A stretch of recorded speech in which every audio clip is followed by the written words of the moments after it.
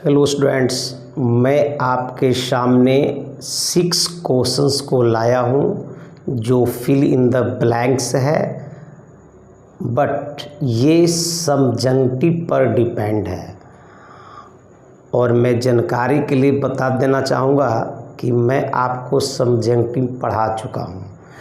Total जो आपका questions है उसी पर बेस्ड है। Okay, I suggested that he to the principal at once. याद रखिएगा, सजेस्टेड के साथ यहाँ पे दैट लगा हुआ है। दैट के बाद जो आगे हमारा जो सेंटेंस होगा सर वह सबजंक्टिव मूड में आएगा। और सबजंक्टिव का मतलब होता है कि वर्ब का सर फर्स्ट फॉर्म आएगा। याद रखिएगा, शुड के साथ गॉन ये आउट हो गया। ही के साथ हमारा वेंट सही बैठ रहा है। ही के साथ हमारा गोज सही बैठ रहा है, लेकिन न तो सर हमारा बी होगा और न ही हमारा सी होगा। ये हमारा सबजंक्टिव है और सबजंक्टिव हम आपको पढ़ा चुके हैं कि सजेस्ट प्रपोज के बाद दैट के बाद कोई भी सब्जेक्ट हो, वर्ब हमेशा बेस फॉर्म में होता है। तो याद रखिएगा, आपका जो आंसर हो जाएगा वह आपका डी हो जाएगा। आपको देखने में थोड़ा सा अटपटा लग रहा होगा कि सर ही के साथ यहाँ पर वो कैसे आ गया। याद रखिएगा, this is the play of subjunctive. ये सबजंक्टिव का खेल है। सबजंक्टिव सर आप चैप्टर को देख लीजिएगा, आपको समझ में आ जाएगा क्योंकि मैं आपको पढ़ाया हूँ। ओके,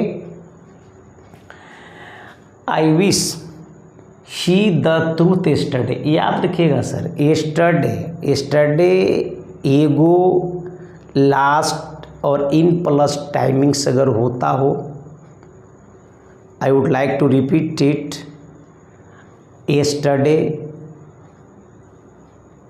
एगो लास्ट अगर जैसे ही सेंटेंस में दिखाई देता है तो ये पास्ट बताता है।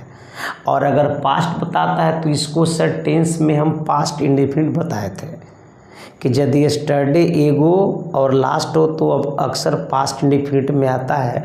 लेकिन यहाँ पर सर एक आई विश दिया हुआ है। हालांकि आई विश जो भी होता है एक पास्ट ही होता है, बट ये पास्टों का पास्ट बताता है, यानी कि पास्ट परफेक्ट। और पास्ट परफेक्ट कहाँ पे बनता है सर? सब्जेक्ट हमारा दिया हुआ है और सब्जेक्ट के बाद हमको हेड प्लस V3 चाहिए। अब हेड प्लस V3 कहाँ है सर? ये आपका रहा डी, यानी कि नॉट सी, नॉट बी और नॉट ए। ओके, आपका जो आंसर हो जाएगा वो हो जाएगा had told. Okay, C behaves as if C the owner of the house. याद रखिएगा, मैंने आपको पढ़ाया था एज इफ, एज दो और एज इट वर। इसके बाद यदि हमारा कोई एक्शंस वर्ब हो तो V2 आता है वर्ब का सेकंड फॉर्म वर्ब। और नहीं तो सर वो अगर लिंकिंग के रूप में अगर आ रहा है इज आर एम, तो उसके जगह पर हमारा एक ही वर्ड आता है, वो होता है वर।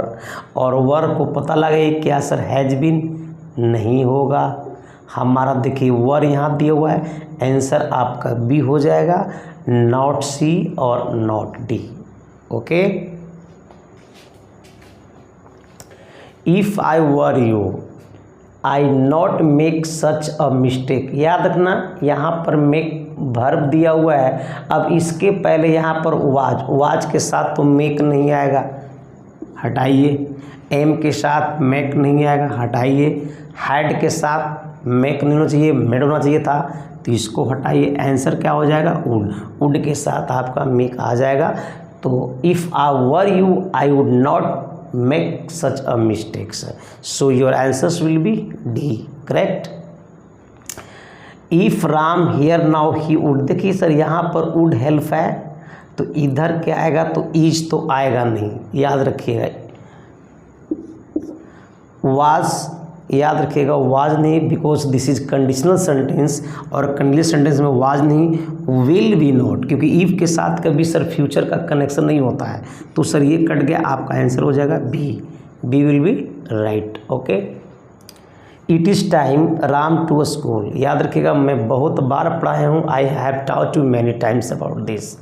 कि यदि it is time, it's high time, it's about time, it's proper times, it's opportune time के बाद यदि सब्जेक्ट आता हो तो वर्ब हमारा V2 फॉर्म में आता है।